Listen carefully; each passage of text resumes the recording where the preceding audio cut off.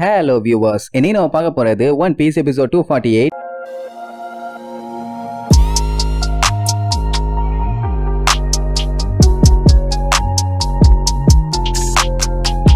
Open பண்ணா போன பாட்டுல நம்ம பிராங்கியோட ஆளுக ரெண்டு பேர்த்த அடிச்சிட்டாங்கன்னு அவன் செம்ம காண்டானால. அதுக்கப்புறம் என்ன பண்ணிட்டான், பைய கொலை வெறியில பாஞ்சு வந்து கேலிஃபா மூஞ்சலியே ஒரு பஞ்சு வைப்பான். ஆனா அதுக்குள்ள இந்த எரும மாட்டு பைய இடையில கைய விட்டு தடுத்துருவான். பிராங்கி இன்னும் கடுப்பாயிருவான். கொய்யால என் ஆளை அடிச்சவங்கள அடிக்க வர்றேன், நீ என்னடா குறுக்க வந்துட்டு இருக்க மாட்டு மண்டையான்னு ஓங்கி குத்த வருவானா. அயன்பாடின்னு சொல்லி தடுப்பான். ஆனாலுமே பிராங்கியோட அடி பயங்கர பவர்ஃபுல்லா இருக்குது. அவன் மூஞ்சோட புடிச்சே ப்ளூவனோ இங்க என்னடா உனக்கு வேலை, சரக்கு ஊத்திட்டு சைடிஸ சாப்பிட்டு போக வேண்டியதான்டா கொய்யாலம்பான். உடனே அவன் இவன் மூஞ்ச பிடிப்பான். யாரு மேல கைய வைக்கிறோன்னு தெரியாம கைய வச்சுட்டேன், உன்னை சும்மா விட மாட்டான்னு கையில இன்னும் பவரை ஏத்தி அவனை அப்படியே மேல தூக்கிடுவான். கொஞ்சம் யோசிச்சு பாருங்க, அந்த தடிமாட்டு பைய எந்த அளவுக்கு ஸ்ட்ராங் ஆனவன்னு நமக்கு நல்லாவே தெரியும். அவனையே பிராங்கி ஒத்த கையில புடிச்சு தூக்கிட்டான்னா அப்ப யாரு பாஸ், என்கிட்டயே சண்டைக்கு வரையாடா கொய்யாலன்னு சொல்லி புடிச்சு ஒரு அமுக்குதான். அவன் வாயே ஒட்டஞ்சிரும். நீ வெறும் ஒரு இது போன பார் ஓனரு, எட்டப்ப மட்டும் புதுசா மாத்திட்டு வந்தா என்ன அட்டாக் பண்ணிடலாமாடா கொய்யாலன்னு சொல்லிட்டு இன்னும் நெசுக்குவானா. அவனால முடியல. ஒன் ஃபிங்கர் வச்சு நெஞ்சில எல்லாம் ஓட்ட போட்டு அட்டாக் பண்ணுவானுல, அந்த அட்டாக் யூஸ் பண்றதுக்காண்டி குத்த வருவான். ஆனா அவன் ஆளே வந்து தடுத்து இதெல்லாம் அவங்கிட்ட வேலைக்கு ஆகாது ப்ளூவனோ, நான் பாத்துக்கிறேன்னு சொல்லி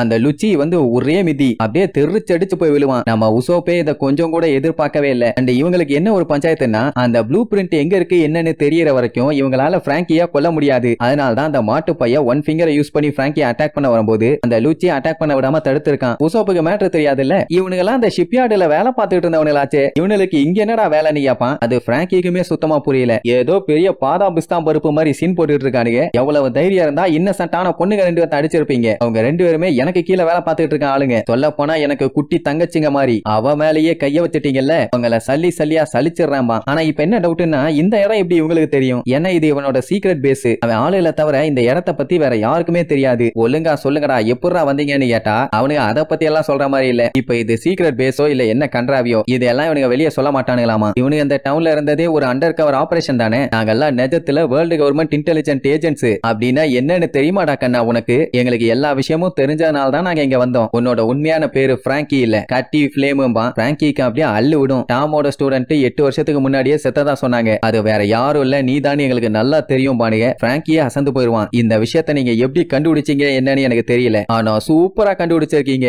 எல்லாம் அந்த முட்டாப்பைய ஐஸ்பர்க் வேலையா தான் இருக்கும். அவன் இப்ப எங்கடா இருக்கான்னு கேட்பான். அவனை நாங்க அப்பவே கொன்னு பரலோகத்துக்கு அனுப்பிட்டோம்னு சொன்ன உடனே பிராங்கி செம்மையா காண்டாவான். ஏன்னா அவனோட ஃப்ரெண்டையே போட்டு தள்ளிட்டாங்கன்னு சொன்னா எப்படி அவனால சைலண்டா இருக்க முடியும்? ஏய் அடங்கடா, உங்க மேட்ரு பூரா ஒண்ணு விடாம எங்களுக்கு நல்லாவே தெரியும் அப்படி இப்படின்னு அவன் ஒவ்வொரு விஷயமா சொல்லுவான். அப்ப நம்ம பிராங்கி எப்படி எல்லாம் ஐஸ்பர்க மீட் பண்ணுவான், அவன் பிரச்சனை வரும்போது அந்த ஐலாண்ட் விட்டு போக சொன்னது, அப்புறம் அந்த டாமுங்கிற அந்த வெள்ளதாடி உங்க மேலதான் எனக்கு முழு நம்பிக்கை இருக்குன்னு சொல்லி முக்கியமான ஒரு விஷயத்த அவங்க கிட்ட ஒப்படைச்சிருப்பாரு. அந்த ஒரு விஷயம் எங்க இருக்கு என்னன்னு கண்டுபிடிக்கிறதா இவங்க மிஷனே. அதை கண்டுபிடிச்சு ஒரு வழியா நாங்க உங்களுக்கு செக்மெண்ட் வச்சாச்சு. அதனால ஒழுங்கா அந்த ஆன்ஷியன் வெப்பன் ப்ளூட்டோனோட ப்ளூ பிரிண்ட் எங்க கையில ஒப்படைச்சிட்டு நீ பாட்டுக்கு போயிரு, நாங்க எதுவும் பண்ண மாட்டோம் கட்டி ஃபிளேமும்பா. பிராங்கிக்கு அப்படியே கொலை காண்டாவும். அட ஐஸ்பர்க கொன்னுட்டாங்கன்னு சொன்னாங்கல்ல, அந்த ஷாக்ல இருந்தே அவன் இன்னும் வெளியில வரல. சின்ன வயசா இருக்கும் போது கட்டி ஃபிளேம்ங்கிற பேர் அவனுக்கு செட் ஆகலன்னு சொல்லி பிராங்கின்னு பேரு வச்சதே ஐஸ்பர்க் தான். அப்படி அவன் லைஃப்ல முக்கியமான ஒருத்தனை போட்டு தள்ளிட்டு வந்து அவன் மாஸ்டர் சீக்கிரட்டா வச்சுக்கன்னு சொல்லி கொடுத்த ஒரு விஷயத்த கேட்டானுன்னா எப்படி தருவான்? ஏ வெண்ணைகளா, உங்ககிட்ட குடுக்கலாம், என்கிட்ட ஒண்ணு இல்லன்னு சொல்லிட்டு ஓங்கி ஒரு குத்து வைப்பான். அந்த லுச்சி தான் செம ஃபாஸ்ட் ஆச்சே. அந்த பஞ்சில அசால்ட்டா எஸ்கேப் ஆகி டப்புன்னு அவன் முன்னாடி வந்து ஓஞ்சோட ஒரே அடி அப்படியே தெரிச்சு போய் விழுவான். உசோப்புக்கெல்லாம் ஏதோ அடிக்கிற சவுண்ட் மட்டும் தான் கேட்டுச்சே தவிர வேற அவன் எப்படி வந்தா அடிச்சான்னு ஒண்ணுமே தெரியல. என்னடா இப்படி சண்டை போடுறீங்க? எப்பா பிராங்கி நீ ஓகேவான்னு கேப்பான். அவன் அந்த செவுத்த ஒட்டச்சுக்கிட்டு அந்த பக்கம் போய் கிடப்பான். சரி ஒண்ணு ஆயிருக்காதுன்னு பார்த்தா மூஞ்சில ரத்தம். இவன் தான் சைபார்க் ஆச்சே, நத்தமெல்லாம் பாடியில இருக்குதா?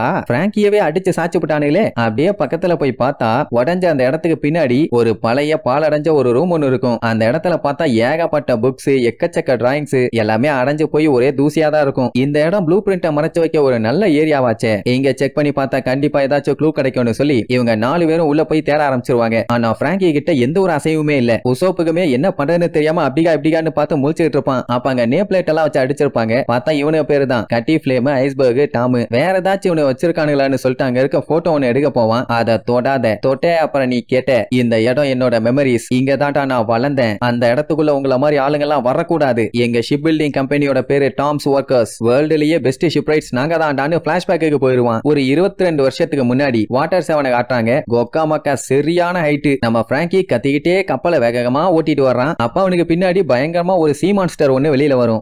அது பாட்டுக்கு இருந்த மாதிரி தான் தெரியும். அத போய் தேவையில்லாம அட்டாக் பண்ணி அது செம காண்டாயி என்னையவாட அட்டாக் பண்றேன்னு இவனை அட்டாக் பண்ணுமா.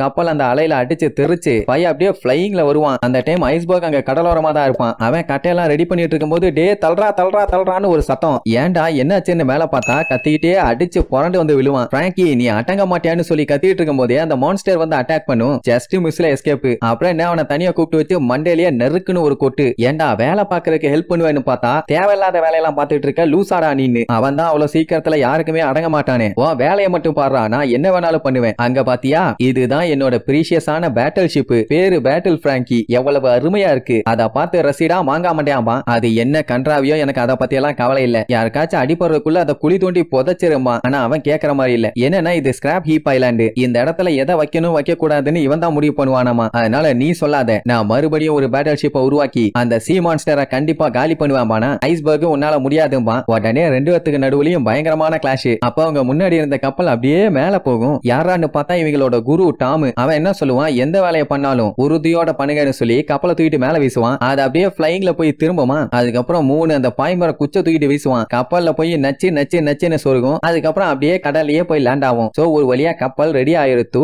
எப்படி பிராக்ஷன் ஆஃப் செகண்ட்ல வேலையை முடிச்சான் பாத்தீங்களா. அது மட்டும் இல்லாம அந்த கப்பல் நல்ல கப்பலாமா. இவனுக்கு பெட்டா வேற ஒரு தவக்கலை. இன்னும் ஒரு சில பட்டிட்டிங்கிறதுக்கு வேலை மட்டும் இருக்குது. அதை நாளைக்கு பாத்துக்கலான்ட்டு அவன் பாட்டுக்கு போவான். அவன் பண்ண அந்த வேலையை பார்த்துட்டு இவங்க 2 பேருமே அப்படியே வாய பொலந்தா மேண்டி நிப்பாங்க. அவரு சாப்பிட போறேன்ட்டு போவாரு. நம்ம பையலும் குடுன்னு கூடவே ஓடுவானுங்க. ஆக்சுவலா அப்ப அந்த டாம் வாட்டர்ஸ் இருந்த இடம் தான் இப்ப பிராங்கி அவன் இடம்னு சொல்லிட்டு இருக்கிறது. அங்க உட்கார்ந்து ஜாலியா சாப்பிடுவாங்க. அதான் அந்த 4 பேர் வந்து ப்ளூ பிரிண்ட் எங்க இருக்குன்னு சொல்லி ஒரு பாலடைஞ்ச ரூம்ல தேடிட்டு இருந்தாங்களே அந்த ரூம் தான் இது. பிராங்கி பையலுக்கு எல்லா விஷயத்திலயுமே விளையாட்டு தான். சாப்பிடும்போது கூட அவசரம். ஐஸ்பர்க் திட்டுவான், இப்படி எல்லாம் தின்னா செத்து போயிரோடா லூசு பையலன்னு. உடனே இவங்கத்தன்னு 2 பேரும் மாத்தி சண்டை போடுவானுங்க. இவனுங்க போடுற சண்டையை பார்க்கும்போது டாமுக்கு சிரிப்பா வரும். சரி சண்டை போடாதீங்கன்னு சொல்லி கொக்கரோ அங்க சாப்பாடு கொண்டு வருவா. ஆளு பாத்தீங்களா எப்படி இருக்கான்னு. ஆக்சுவலா அப்போ இவ டாமோட செக்ரட்டரி. அவளும் ஜாலியா பேசிட்டே வருவா. அப்போ ஒரு முக்கியமான விஷயத்தை பத்தி கேப்பா. இவங்க மரக்கட்டெல்லாம் ஏத்திட்டு வர ஒரு ட்ரேடிங் ஷிப்பை பைரட்ஸ் எல்லாம் வந்து அட்டாக் பண்ணிருக்கானுங்க. அதுதான் அவளுக்கு செம காண்டாகும். கிங் ஆஃப் த பைரட்டை என்னைக்கு போட்டு தள்ளாயிலோ அன்னையில இருந்து பைரட்ஸோட எண்ணிக்கை தாறுமாறா வளர்ந்துகிட்டே வருது. இப்படியே போச்சுன்னா இந்த தீவையும் ஆக்கிரமிச்சிருவாயிலோன்னு ஒரு பயம். இப்போதைக்கு இவங்க மரக்கட்டையும் அயன்ஸையும் மத்த ஐலாண்ட்ல இருந்து தான் வாங்கி ஆகணும். ஏன்னா அக்வால் ஆகணும் அந்த டைம் தான் வந்துட்டு போயிருக்கும். இதுல வேற பைரட்ஸுங்க எல்லாம் ட்ரேடிங் பண்ற கப்பல் எல்லாத்தையுமே சூறையாடிடுறானுங்க. வேலை இல்லாதனால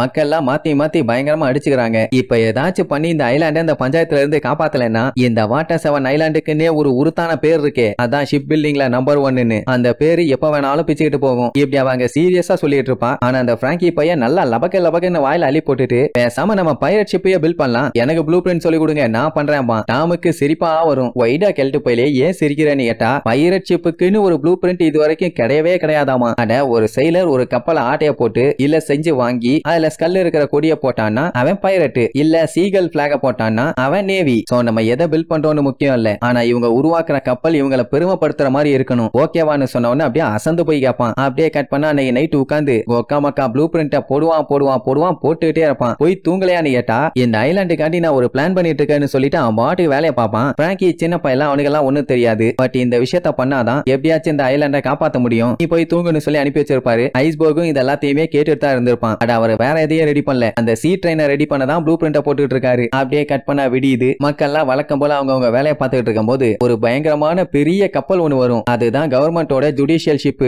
சொல்ல போனா அதை ஒரு மொபைல் கோர்ட்னு சொல்லுவாங்க. எங்கேயாச்சும் ஜட்மெண்ட் கொடுக்கணும்னா மட்டும்தான் வரும். இங்க எதுக்கு வருதுன்னு ஒண்ணுமே புரியல. இதை விட ட்விஸ்ட் என்னன்னா அந்த டாம் பயலுக்கு கையில விலங்க போட்டு மெரைன் ஆளுகெல்லாம் கூட்டு போவாங்க. இங்க பிராங்கிக்கும் ஐஸ்பர்க்குக்கும் ஒண்ணும் புரியல. அப்படி அவர் என்ன தப்பு பண்ணாருன்னு இப்படி கூட்டு போறீங்க, ஒழுங்கா அவரை விடுங்கன்னு கத்துவான். ஆனா டாம் ஒன்னும் கவலைப்படாதீங்க, எந்த ஒரு பஞ்சாயத்து இல்ல, நான் வந்துருவேன்னு சொல்லிட்டு அவர் பாட்டுக்கு போவாரு. பட் பிராங்கியால தாங்க முடியல, தொண்டை வெளியே கத்திட்டு இருப்பான். அவன் என்ன பண்ணுவாங்கன்னா கப்பல்ல இருக்க கோர்ட் ரூமுக்கு கூட்டு வந்துருவாங்க. இங்க இவனுங்க 2 பேரும் எப்படியாச்சும் அடிச்சு புடிச்சு அந்த கப்பலுக்குள்ள போய் ஆகணும்னு வேகமா அடிச்சு புரண்டு ஓடுவானுங்களா. அந்த டைம்ல தான் இங்க உள்ள மேட்டர் சொல்லுவானுங்க. அதாவது கோல்டி ரோஜரை போட்டு தெளியாச்சு. ஆனா இவன் என்ன பண்ணிருக்கான், அவனோட கப்பல் மாதிரியே ஒரு பைரட் ஷிப்பை உருவாக்கி இருக்கானாமா. இது வந்து வேர்ல்டு கவர்மெண்ட்டை பொறுத்த வரைக்கும் குற்றம். இதை இப்படி இவங்க சொல்லிட்டு இருக்கும் போதே பிராங்கி அடிச்சு புடிச்சு உள்ள ஓடி வந்துட்டு இருப்பான். ரேக்டா வந்து அவன் எட்டி பார்க்கும் போது டாம் நீ பண்ண தப்புக்காக உனக்கு மரண தண்டனைன்னு சொல்லி தீர்ப்பு சொல்லுவாங்க. அதை கேட்டு பிராங்கி பயங்கரமா ஷாக் ஆயிருவான். அந்த நியூஸ் வெளியில காட்டு தீ மாதிரி பரவுது. எதுக்காக அவரை போட்டு தள்ள ட்ரை பண்றாங்கன்னு கேட்டா கோல்டி ரோஜரோட ஷிப்பை ரெடி பண்ண ட்ரை பண்ணிருக்கானாமா. அதனால அவனுக்கு பனிஷ்மெண்ட். ஊருக்குள்ள எல்லாருமே ரொம்ப பரபரப்பா இருப்பாங்க. ஆக்சுவலா அந்த ஜட்ஜ் என்ன சொல்லுவாருன்னா, நார்மலா ஷிப்ரைட்ஸ்ங்க ஷிப்பை செல் பண்றது தப்பு இல்ல, ஆனா கிங் ஆஃப் த பைரட்டோட கப்பலை செஞ்சு விற்க ட்ரை பண்ணால அதுதான் தப்புலயும் தப்பு, மகா தப்பு.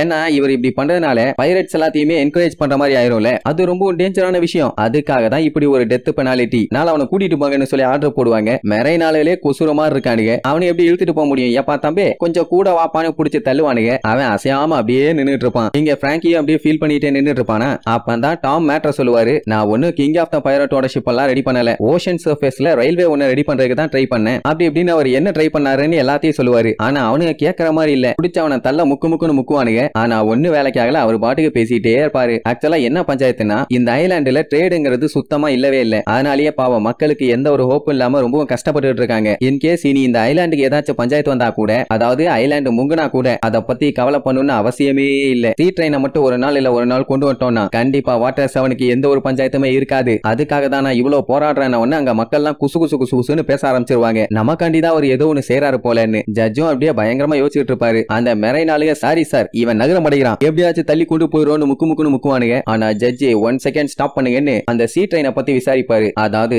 அந்த ட்ரெயின் தண்ணியில ஓடுறது எப்படின்னா, ஒரு ஐலாண்ட்ல இருந்து இன்னொரு ஐலாண்டுக்கு. சொல்ல போனா இது ஒரு சி ரயில்வேஸ். இந்த ஷிப்பை யூஸ் பண்ணா அது மக்களையும் கேரி பண்ணும், கூட்ஸையும் கேரி பண்ணும். எப்போ எந்த வெதரா இருந்தாலும் அதை பத்தி கவலையே இல்ல, மக்கள் எல்லாம் ஃப்ரீயா ஓஷனை கிராஸ் பண்ணி போயிட்டு வரலாம், எதுக்குமே கவலைப்பட தேவையில்லைங்கிற மாதிரி சொல்லுவான். ஆனா ஜட்ஜும் நம்புற மாதிரி இல்ல, மக்களுக்குள்ளேயும் சின்ன சலசலப்பு. அதான் அக்வாலாகுனா வந்துச்சுன்னா மொத்த ரயில்வேவும் அழிஞ்சு போயிடும். அது கூடவே சேர்த்து சீ கிங்ஸ் எல்லாம் இங்க சுத்திட்டு இருக்குதுங்க, அதான் பெரிய பெரிய கடல் மான்ஸ்டர்ஸ். அதுங்களை எல்லாம் தாண்டி இதை ஒர்க் பண்ண வைக்க முடியுமாங்கிற மாதிரி கேட்பானுங்க. அங்கதான் ஒரு ட்விஸ்ட் என்னன்னா, அதை ஒண்ணு அவர் பிக்ஸ் பண்ணி வைக்க போறது இல்ல, கடலோட சர்ஃபேஸ்ல இருந்து கொஞ்சம் கீழே தான் ஓட போகுது. லைக் கப்பல் எப்படி போகுமோ அதே மாதிரி கீழே இருக்கிற அந்த ட்ராக் வந்து பிக்ஸ்டா இருந்தா மட்டும்தான் அடிக்கிற அலை எல்லாத்தையுமே எதிர்த்து போகணும். ஆனா அது ஒரு ரோப் மாதிரி, கடலோட அலைக்கு தேவையான மாதிரி அந்த ட்ராக்கும் அசைஞ்சுக்கும். அதோட கைடிங்ல தான் ட்ரெயின் அது பாட்டுக்கு போகுது. அதுல இன்னும் சில மெக்கானிசம் எல்லாம் ஆட் பண்ண போறானாமா. அப்படி அதுல இருந்து வர சவுண்டை கேட்டு எந்த ஒரு ஃபிஷ்ஷுமே அது பக்கத்துல வராது. ஏன் சீ கிங்ஸா இருக்கிற கடல் மான்ஸ்டர்ஸுமே அது பக்கத்துல வராதுங்க. இப்படி அவர் சொல்றதெல்லாம் வினோதமா இருக்கு, யாராலையுமே நம்ப முடியல. ஆனா வாய பொளந்துட்டு தான் கேட்பாங்க. இந்த ட்ரெயின் செயின்ட் பாப்புலர், குச்சி, சான் ஃபால்டோ, அப்புறம் இந்த ஐலாண்டு இது எல்லாத்தையுமே கனெக்ட் பண்ணும். இப்படி மட்டும் ட்ரெயின் இந்த ஐலாண்ட் எல்லாத்தையுமே கனெக்ட் பண்ணுச்சுன்னா கண்டிப்பா ட்ரேடிங் அதிகமாகும், வாட்டர் 7ஓட இண்டஸ்ட்ரீஸ் எல்லாம் நல்லா grow ஆகும், யாருமே கஷ்டப்பட தேவையில்லைங்கிற மாதிரி சொன்னவொன்னு அம்பட்டு பேத்துக்கு செம ஹாப்பி. ப்ளூ பிரிண்ட்டை சீக்கிரத்திலேயே முடிச்சிருவாராமா. என்ன ஒரு பஞ்சாயத்துனா இது ஒண்ணு சிம்பிளான வேலை இல்ல, நார்மலான ஷிப்ரைட்ஸ் எல்லாம் பண்றது அவ்வளவு கஷ்டம். உடனே அந்த ஜட்ஜி அப்படின்னா எனிஸோட லாபியும் கனெக்ட் பண்ணலாமான்னு தான் கேட்பான். கண்டிப்பா பண்ணலாம்னு அடிச்சு சொல்லுவாரு. என்னன்னா இவங்க டெக்னாலஜி மட்டும் கம்ப்ளீட் ஆயிருச்சுன்னா இந்த ட்ரெயினை ஓஷனை சுத்தி எங்க வேணாலும் கொண்டு போலாம், ஏன் இந்த மொத்த உலகத்தையுமே கனெக்ட் பண்ணலாம். இதனால இந்த உலகமே மாறப்போகுது, வாட்டர் 7க்கு சீ ட்ரெயின் தான் ஒரே ஒரு ஹோப், அதை நம்ம விட்டுறக்கூடாதுன்னு உடனே ஜட்ஜும் சரி ஓகே இத பண்ணி முடிக்க எவ்வளவு நாள் ஆகும்னு கேட்பாரு. அவரும் 10 வருஷம்னு சொன்ன உடனே சரி ஓகே அப்படின்னா அந்த சீ ட்ரெயினை பில்ட் பண்ண ஆரம்பி, 10 வருஷம் உனக்கு நான் டைம் கொடுக்குறேன் உடனே மக்களுக்கு எல்லாம் செம ஹாப்பி, எல்லாம் சூப்பர் அப்படி இப்படின்னு பயங்கரமா கத்திட்டு இருப்பாங்க. ஏன்னா இப்போதைக்கு அவங்களுக்கு கிடைச்சிருக்க ஒரே நம்பிக்கை இதுதான். இப்படி எல்லாம் அவரை பாராட்டி தள்ளுவாங்க. ஆனா நம்ம பையன் மட்டும் அப்படியே உறைஞ்ச போய் லுக்கு விட்டுட்டு இருப்பான். கட் பண்ணா சாப்பிட்டுக்கிட்டே ஒரே சிரிப்பு, சாவுல இருந்து தப்பிச்சிட்டாராமா. இந்த சீ ட்ரெயின் ஐடியா சூப்பர் அப்படி இப்படின்னு பயங்கரமா அதை பத்தி பேசிட்டு இருப்பாங்க. ஆனா பிராங்கி சாப்பிட்டு முடிச்சுட்டு கண்டுக்காம அவன் பாட்டுக்கு போவான். ஏன்டா என்னாச்சு, ஏன் அப்படி திமிரா நடந்துக்கிறேன்னு கேட்டா அவன் எல்லாரும் மேலேயும் செம கால்ல இருக்கான். ஏன்னா கோல்டு ராஜரோட கப்பல் தான் கிராண்ட் லைன் ஃபுல்லா சுத்திட்டு வந்த ஒரே கப்பல். அப்பேற்பட்ட ஒரு சூப்பரான ஷிப்பை பில்ட் பண்ணதுக்கு எதுக்காக கவர்மெண்ட் அவரை கொல்ல ட்ரை பண்ணும்? சுத்தி இருக்க மக்கள் கூட சொல்றாங்க இதெல்லாம் சாதாரண விஷயம் தானே, இதெல்லாம் பண்ணக்கூடாது, தப்பு அப்படி இப்படின்னு பேசுறானுங்களே, அவனால ஒரு சின்ன ராஃப்ட கூட செய்ய முடியாது. அப்படி இருக்கும்போது எதுக்காக இப்படி ஓவரா பேசணும்? அண்ட் இப்ப தான் அவனுக்கே புரிய வருது எதுக்காக இவங்க பிரிட்ஜ் கடியில இப்படி தலைமறைவா இருக்காங்கன்னு. டவுன் மக்கள் யாருமே இவங்கள மதிக்கிறது இல்ல, அதனால தான் இப்படி ஒரு இடத்துல வந்து இருக்காங்க. வேர்ல்டுலயே பெஸ்ட் ஷிப் ரைட்டுக்கு கொடுக்கிற மரியாதையா இது, அதான் என்னால தாங்க முடியலன்னு சொல்லி தொண்டைகளே கத்துவான். இப்படி இவன் தான் கத்துவானே தவிர இவன் பேசுறத கேட்டு அங்க டாம் விழுந்து விழுந்து சிரிச்சிட்டு இருப்பாரு. அவன் ஏறி விழுந்து அடி அடின்னு அடிப்பான். ஏன்டா கிழட்டு மாங்கா, உனக்காண்டி தான் நான் பேசிட்டு இருக்கேன், நீ என்ன சிரிச்சிட்டு இருக்க, என்ன பார்த்தா என்ன டம்மி பீஸ் மாதிரி இருக்கா அப்படி இப்படின்னு ஒரே கலவரம் தான். ஆனா டாம் இதெல்லாம் பெருசா எடுத்துக்கவே மாட்டாரு. அவன் அவ்வளவு சீரியஸா பேசினாலும் மனுஷன் செம ஜாலியா தான் இருப்பாரு. அப்படியே கட் பண்ணா அவங்க கூட இருக்கே ஒரு தவளை, அதுக்கு பயங்கரமா பிராங்கி நீச்சல் கத்து கொடுத்துட்டு இருப்பான். இப்ப தெரியுதா இந்த தவளை எந்த தவளைன்னு? நம்மால இந்த நீந்தர தவளைய கூட இதுக்கு முன்னாடி பாத்துருப்பாங்களே, அதுக்கு ட்ரைனிங் கொடுத்ததே பிராங்கி தான். இப்படி அவன் கத்திட்டு இருக்கத பார்த்தோன்னா ஐஸ்பர்க்கு செம காண்டாயி டாம் கிட்ட கத்துவான், எதுக்கு இந்த மாதிரி ஒருத்தனை வச்சிருக்கீங்க, அடிச்சு விரட்ட வேண்டியதானு. ஆனா அவரு ரொம்ப ரொம்ப நல்லவரு, அவன் உன் கூட ஷிப் பில்டிங் பண்றவன், அப்படி எல்லாம் அவனை பேசாத. என்னதான் அவன் கோவப்பட்டாலும் எப்பவுமே அவன் நேர்மையா இருப்பான். அது மட்டும் இல்லாம அவனுக்குள்ளேயே அபரிவிதமான திறமைகள்லாம் இருக்கும் பாரு. அட 2 வருஷத்துக்கு முன்னாடி தான் அந்த பிராங்கி பையில கூப்பிட்டு வந்திருப்பாரு. பையன் எங்க இருந்திருப்பான்னா அந்த ஸ்கிராப் ஹீப் ஐலாண்ட்ல தான். அந்த வயசுலயே கெனான்லாம் செஞ்சு திருக்க விட்டுட்டு இருப்பான். டாம் எல்லாம் அசந்துட்டாரு. அதுக்கப்புறம் அவன்கிட்ட பேசும்போது தான் மேட்டரே தெரியுது, அவன் அவங்க அம்மா அப்பா வந்து விட்டுட்டு போயிட்டாங்க, அதனால நான் உங்க கூட வரேன்னு அவனே கேட்டுதான் வந்திருப்பான். ஆக்சுவலா அவங்க அம்மா அப்பா இவனை பார்த்தா என்ன சொல்லுவாங்கன்னா, கண்ட்ரோல் பண்ண முடியாத ஒரு குழந்தை, இவனால எப்பவுமே தொல்லதான்னு சொல்லி ஷிப்ல இருந்து தூக்கி வீசிட்டாங்களாமா. அது மட்டும் இல்லாம இல்லாம பிராங்கியோட அம்மா அப்பா பைரட்டுங்க, இப்படி பையனை தூக்கி வீசியிருக்காங்க அப்படின்னா அவங்க ஒண்ணுத்துக்கும் லாய்க்கு இல்லன்னு சொல்லி டாம் விழுந்து விழுந்து சிரிப்பாரு. என்னதான் பிராங்கி முரடனா இருந்தாலும் கண்டிப்பா ஒரு நாள் இல்ல ஒரு நாள் நீங்க ரெண்டு பேருமே உலகத்திலேயே பெஸ்ட் ஷிப் பில்டிங் இன்ஜினியரா வருவீங்க, அதுல மட்டும் எந்த ஒரு டவுட்டும் இல்ல. ரெண்டு பேருமே மாத்தி மாத்தி ஒருத்தருக்கு ஒருத்தர் ஹெல்ப் பண்ணிக்கிங்க பாரு. ஆனா ஐஸ்பர்க் அவெல்லாம் அதுக்கு லாய்க்கு இல்லாமா. இப்ப டாம் ட்ரெயினோட ப்ளூ பிரிண்ட்டுக்கு தான் ஒர்க் பண்ணிட்டு இருக்காரு. எப்படியும் கூடிய சீக்கிரத்துல வேலையை முடிச்சிருவாரு. அதுக்கப்புறம் இவங்க ட்ரெயினை பில்ட் பண்ண ஆரம்பிச்சிட வேண்டியதான். ஐஸ்பர்க் இவெல்லாம் கண்டிப்பா ஹெல்ப் பண்ண மாட்டாமா, ஆனா டாமுக்கு அவன் ஹெல்ப் பண்ணுவாங்கிற நம்பிக்கை இருக்கு. அப்படி சில நாள் ஆகுது. ப்ளூ பிரிண்ட் ஒரு வழியா சக்சஸ்ஃபுல்லா முடிச்சாச்சு. இனி அடுத்து என்ன, ட்ரெயினோட வேலையை ஸ்டார்ட் பண்ண வேண்டியதானே.